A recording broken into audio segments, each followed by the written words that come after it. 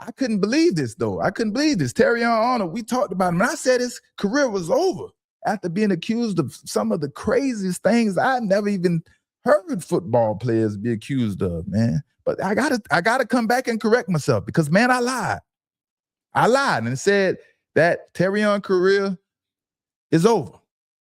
Man, Terrion Arnold is back, baby, better than ever. Woo, back like he never left. Back in my playing days, he wouldn't stand a chance getting back in the league after being accused of something like he's been accused of. You understand? You damn near couldn't get a parking ticket back in our days. They were looking for reasons to kick us out of the league. Terrion Arnold has signed with the Seattle Seahawks, if you haven't heard already. You know what that tells me? With Terrion Arnold being granted bond and now him signing with the NFL team, this tells me his case is about to get dismissed, or the more serious charges against him are about to be dropped. And when I seen how the judge was so lenient on Terrion during this bond hearing, right? I could tell, man, that favor was on Terrion Arnold's side. And now he's back with the team with bond granted. I hear you, Mr. Riley, and I understand the principal theory in Florida. What distinguishes Mr. Arnold from those other six is he has no hands-on. He never goes into the apartment. There's nothing on his phone, on his social media, on his texts.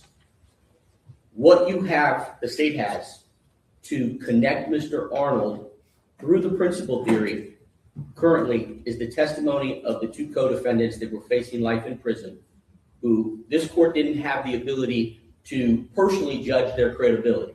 I have no doubt that that is what they said, but that's going to be a very important thing for the state to get to the fourth quarter in this process. So at this stage, to grant the state's motion, the burden is higher than probable cause. It's either under 903.046, substantial probability, and no conditions regarding safety, or under 907.041, proof of guilt evident or presumption great. And as I said, we're early. We're in the first quarter. But the state just isn't there at this point. So I can't grant the state's motion. I do find probable cause based on all of the stuff that you've argued so eloquently and put together. It's complex, it's complicated, and you and the detective have done a very good job of helping me understand. I have 10 pages of notes that I wrote throughout the testimony, and I do believe I have an understanding of it.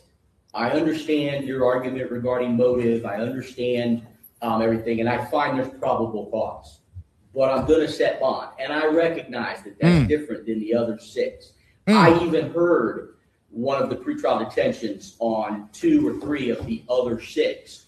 But as I said, the distinction in those cases was that they were there. They went into the apartment. They had hands on, except for Jasmine, I believe, who wasn't there. Who wasn't in.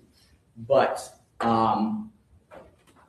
there was other testimony related to her. So at this stage, I find probable cause, but I don't find the higher level to grant the state's motion for pretrial detention. So I'm going to deny the motion, but it's a serious case. It's serious crimes that I am finding probable cause of, and I'm going to set bond. And that bond. Well, there you have it, right? You heard the judge says he's going to set bond. When you're in a predicament or a situation like Terrion Arnold, and you hear the judge reading, and you don't know what he's about to say, and you see that the judge is on your side, man, that is a wonderful feeling. That is a great feeling, man, to hear that the judge is on your side when he can put it to you. He can give it to you, right? And if you remember Terrion Arnold, he had that biggest smile on his face when he realized bond was being granted and he was getting out of jail. He had on that orange jailhouse suit looking like a criminal. And man, he was smiling like, like a baby at the candy store. And the price of fame, man, the price of fame, it costs a few dollars. That's just the way it is. The price of fame, it costs a few dollars. This case is about money for the system. I bet the witness in this case probably is going to recant their story and whatever they told the prosecutor, and it will be no more case. But it's so the NFL is way more lenient than it used to be. That's what we're here to talk about. The NFL policies. Man, you could damn near get away with unaliving somebody at this point. The amount of players that are just being let back in the NFL. And we see James Pierce Jr. Sorry. He's he was issued an 8-game suspension for the situation he just went through. But Terrion Arnold, man, he needs to change his life and give his life to the Lord for the blessings that have come down on him. But hey, it all starts from the top, guys. Now, I know some of y'all aren't going to like to hear this. And it all starts from the top.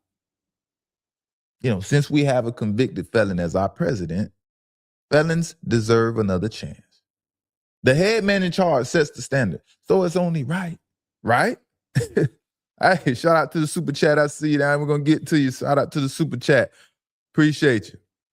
But yeah, if the head man in charge is a felon, a convicted felon, how are we supposed to feel in America as citizens of America?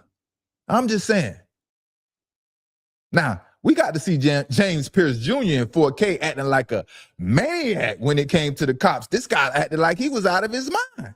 And he put the police actually on a chase. They was right there surrounding him. Where was he going to go? And like I said, he was issued a 8-game suspension. Y'all remember this. Check it out. Nowhere. I'm not moving nowhere. I've been here in front of the station. Hey, get on the floor! I'm not moving nowhere. Get on here. No, not to your sergeant. Don't touch me. No, don't touch me. Hey, get the fuck off the car. Get the fuck off the car. Get the fuck off the car. No, nigga, right there. What's going on? Nah, don't ask me that now. Something about right now. Get the window down. She has my car. I want my car. Okay, but let's talk. Come on here. No, she's right there. Yeah, so he's inside the car.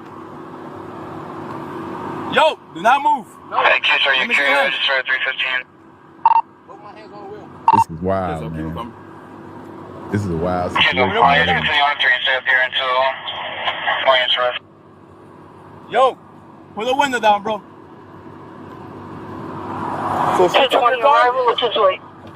I came to pick up my car because I told her she couldn't drive it no more. Good, but why you guys ramming into each other? What? I didn't ram into her. I told her come out the car. Definitely Heinous. Charles running 315 to Zero Station. Reference to the battery. Come the fuck off the car. Heinous, continue on a 3. Get the fuck off the car.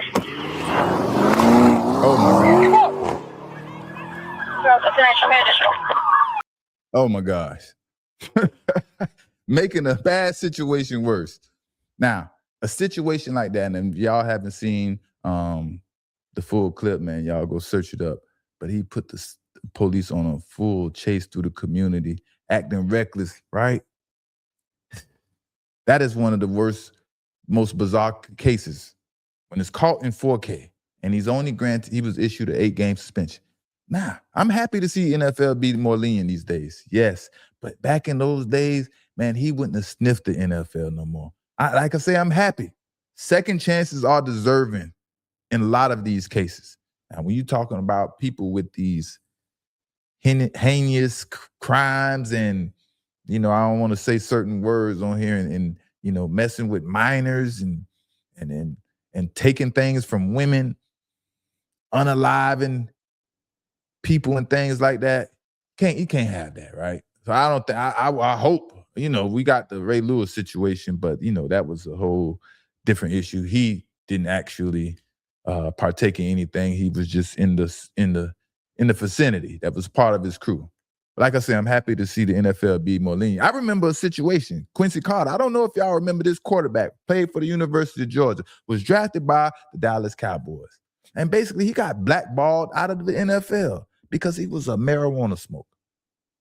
Right? He was a marijuana smoker, and they blackballed him out of the NFL because coaches, owners, and the higher-ups, basically, they looked at basically a black man playing quarterback, smoking marijuana, is an idiot, a dummy, a fool.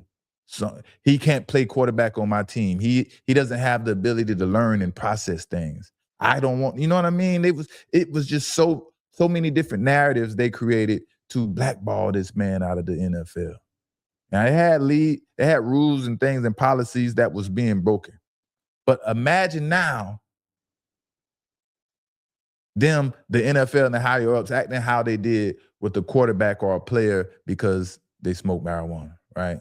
That's how I look at things. Just because it was 15 years ago, it's still the same thing. Y'all just catching on.